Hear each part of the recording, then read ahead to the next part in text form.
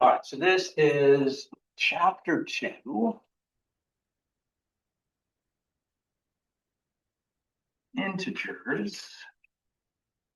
And integers are positive and negative, or I guess we could say a better way to say it is the whole numbers and their opposites.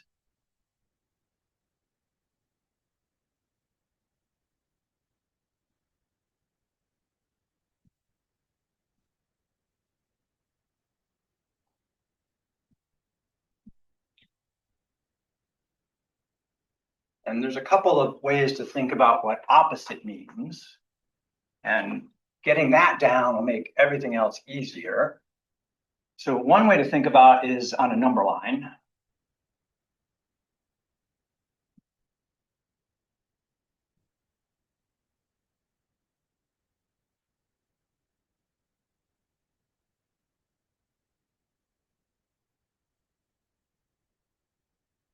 Zero in the middle here, and then 1, 2, 3, 4. I can get up to 5 there. And we can go the other way, counting backwards, -1, -2, -3, -4, running out of room a little bit. Let's see, about there should be -5. So an opposite is on the opposite side of the number line, same distance from 0.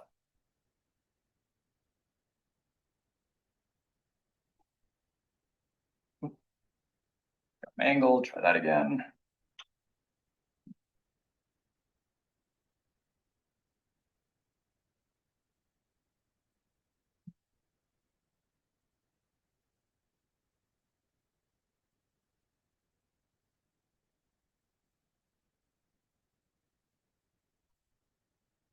So for example, the opposite of 2, there's 2, it's 1, 2 to the right, so I just go 1, 2 to the left, and I write it as -2. And I can read this number in 2 ways. I can call it -2, or I can call it the opposite of 2.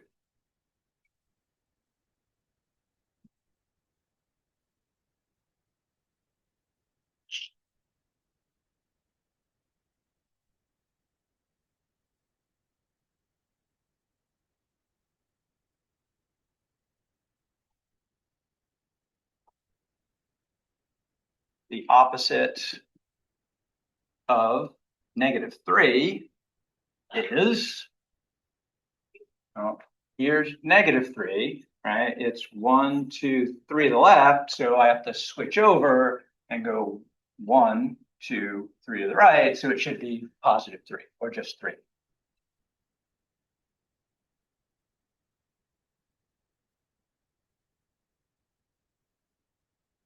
Instead of writing all of those words, I could just say this symbol right there means opposite or negative. So I could say opposite parentheses -3 is 3. That's the shorthand for it. So the opposite of 3 is -3. The opposite of -3 is +3.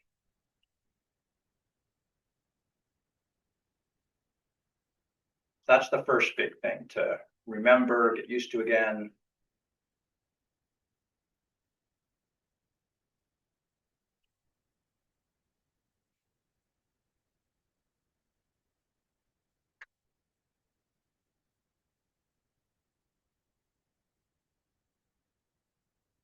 The other way to think about it is doing an addition to get 0. So 0 is pivotal for opposites. That one, there we go. So another way to think about opposite is what can you add to get 0? So 2 plus what is going to give me 0? And I think about this idea in terms of gain and loss. I have $2 to gain. What has to happen for me to get to zero? I've got to lose that $2. How would I say I lost $2? I would write it as a loss, negative, of $2. So again, I like to think about gain and loss with these. Sometimes.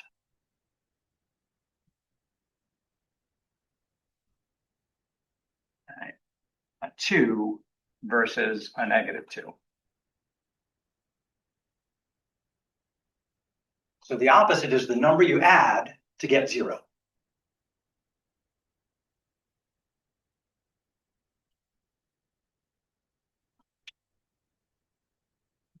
Okay? So I don't have to think about the number line there necessarily. It's just what do I combine to get 0? We can start with a negative number. If I start with -3, what would I add to get 0? All right. I owe someone $3.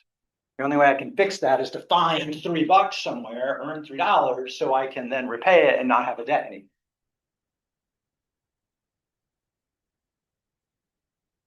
So that means 3 must be the opposite of -3. That's the other way to think about it.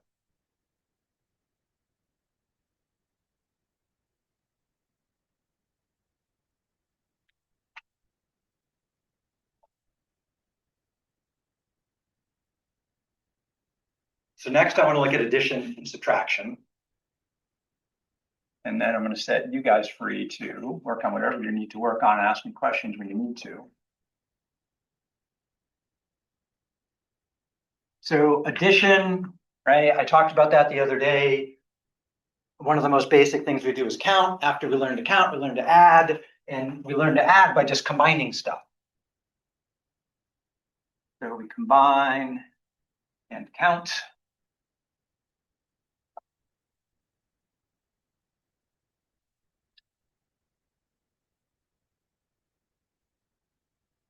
A gain of 2 and a gain of 3 altogether is a gain of 5. On the other hand, if I lost 2 and then I lost 3, how much have I lost altogether?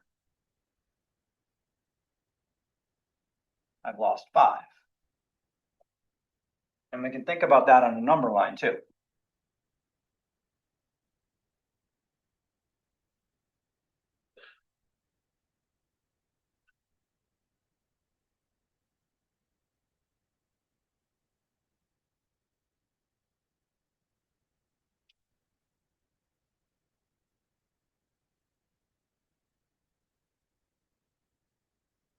So on a number line, losing 2 would look like this. So there's -2. And then I combine that with losing 3. And so I can kind of visualize a number line to jump around and solve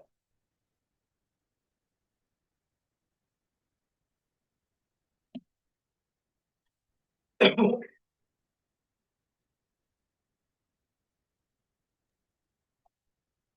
What if I started with 2 and then I lost 5? So again, if you think about gain and loss, I have 2, I owe 5. I can give the person the 2, and then how much is left? 3, and that's a loss because I'm losing more than I'm gaining, right? So there's a subtraction going on back there in some sense. So this is like 2 minus 3, or sorry, 2 minus 5. Oops. Why is it in parentheses? So I'm putting it in parentheses because it's kind of weird to write it. Like if you look at the one above, -2 plus -3 looks weird. Okay. So I'm just emphasizing that is the number -3. Yeah, and sometimes if you have a minus minus, that looks weird too. So typically we put them in this, anything after the first one goes in parentheses. Some people like to put them both in parentheses. You'll see that sometimes too. Yeah. But in my opinion, the first one is optional. So I would just leave it like that. So really just to keep from confusing yourself. Yeah, keep from confusing Okay. themselves, getting the symbols mixed up. So ultimately, right, I'm thinking about this as having 2 and then losing 5, which is very much like having 2 and someone tries to take 5, you're in debt by 3. But gain and loss feels better in my brain than having 2 and someone trying to take more than I have. But we make a note. I still owe you money. Like this happened to me the other day. I was at the farmer's market with a friend. She went to buy a loaf of bread. She didn't have enough money. She said, "Hey, you got extra $5?" I'm like, "Yeah, okay." Well, she needed 5. She had 2, so she owes me 3. All right, so number line wise with this one, I'm starting with 2, and then from there I have to jump 1, 2, 3, 4, 5, and so I go backwards for the -5. So you can think about positive and negatives. A positive number usually means go to the right. Negative number usually means go to the left.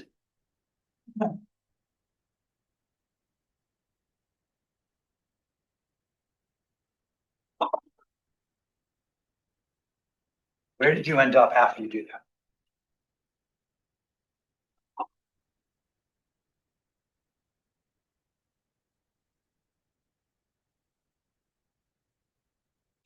All right, let's take a quick look at subtraction.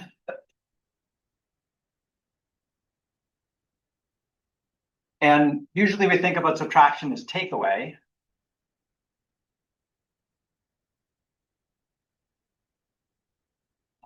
If we're thinking about a number line,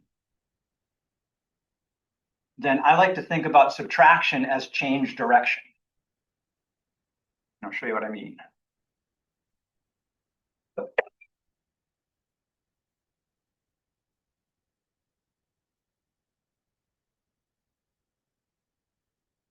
I'd recommend drawing a number line. Let's mark off a few numbers, put 0 there.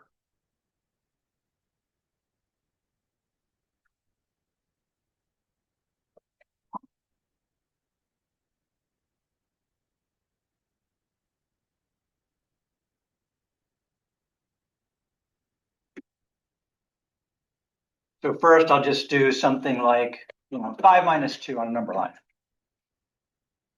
So with 5 minus 2, I'm thinking, all right, I always start at 0.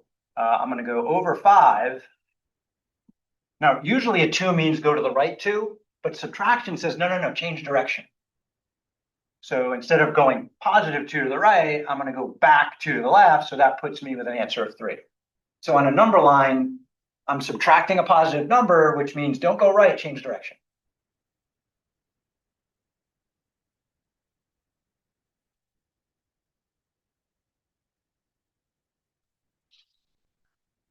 What if I have something like 5 minus parentheses negative 2? Okay, well, let's think about that. 5, pretty straightforward. Go 5. Negative 2 usually means go left, but what does subtraction tell you to do? Change direction. Don't go left, go right. So then I'm going to have to jump that way because the subtraction says change direction. So changing direction means I'm really adding the opposite of negative 2.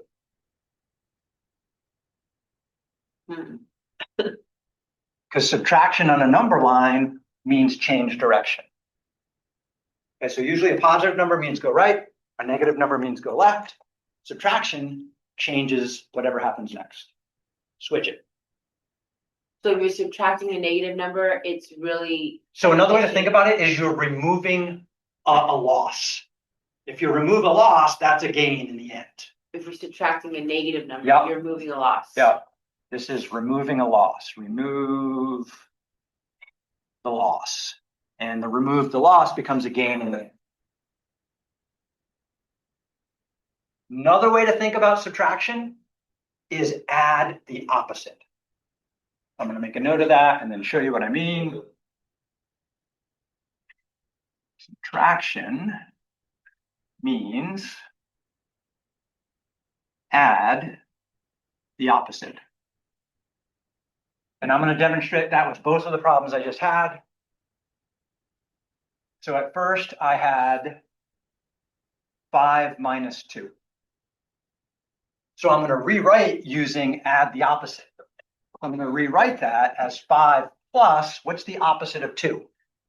-2. Yeah, these two have an identical answer. Alternatively, a moment ago, I had 5 minus -2. Since subtraction is the same as adding the opposite, I write 5, I write plus. What's the opposite of -2? It's +2. Right? On paper, what I usually write when I see something like 5 minus -2 is I just go in and write add the opposite like that.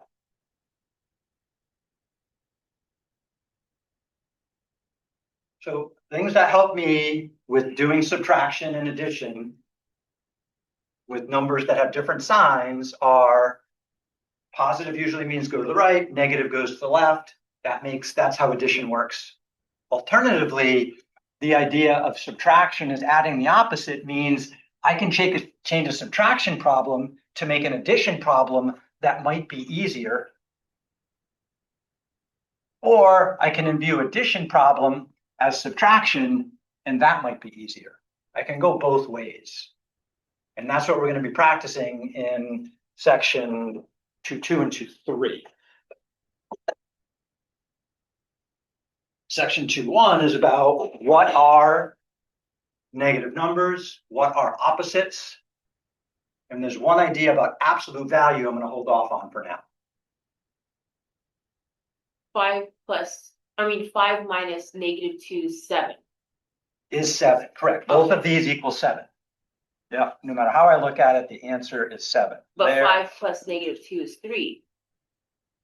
That's a different problem up here. Both of Okay. these equal 3. Yeah, so these are Okay. two different problems. Okay. The top problem, if I think about it as 5 minus 2, the answer is 3. Okay. Or if I think of it as 5 plus -2, add 5, lost 2, it's still 3. Okay. Can we Yeah. do? So the thing is, I'm adding the opposite to deal with fraction. Okay. You want to pull something out of the book? Yeah, 47. Which section? 2.3. Okay.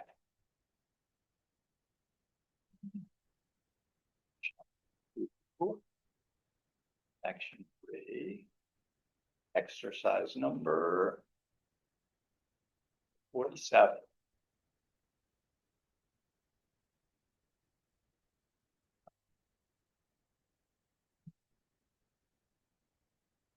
Okay. I'd recommend trying this with me.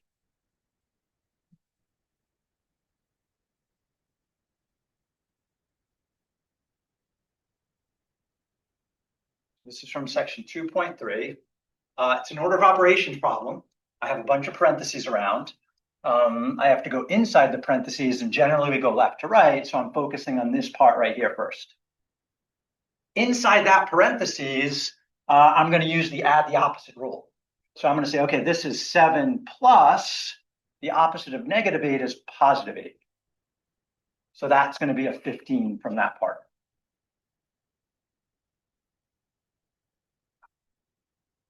There's a minus coming up next. I'm going to leave the parentheses for a moment. Inside the parentheses, I have a 5. I'm going to use the rule again. Subtraction is adding the opposite. So I'm going to rewrite that subtraction as a plus. What's the opposite of -2?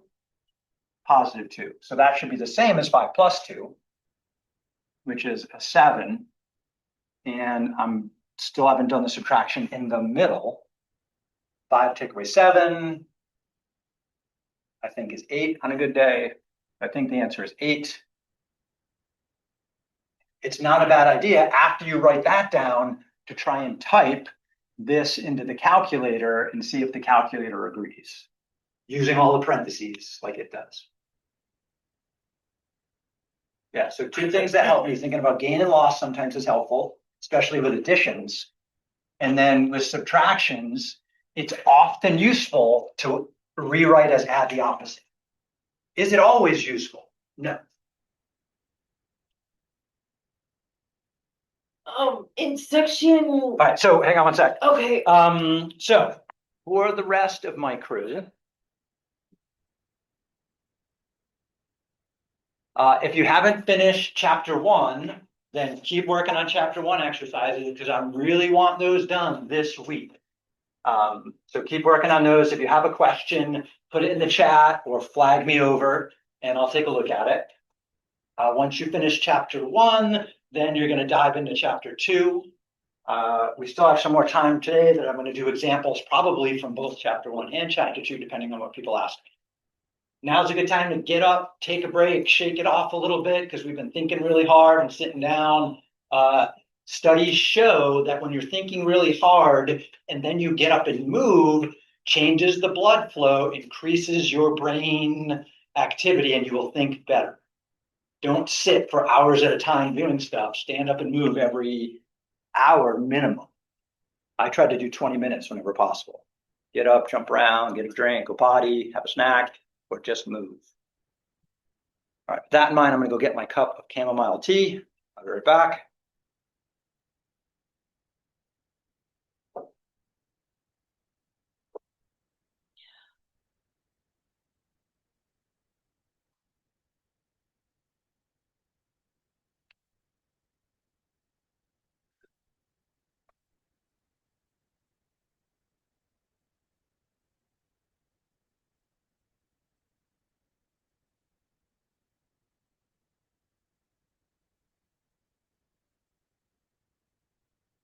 Oh, cool. Let's see. You got a question about another one? oh yeah, I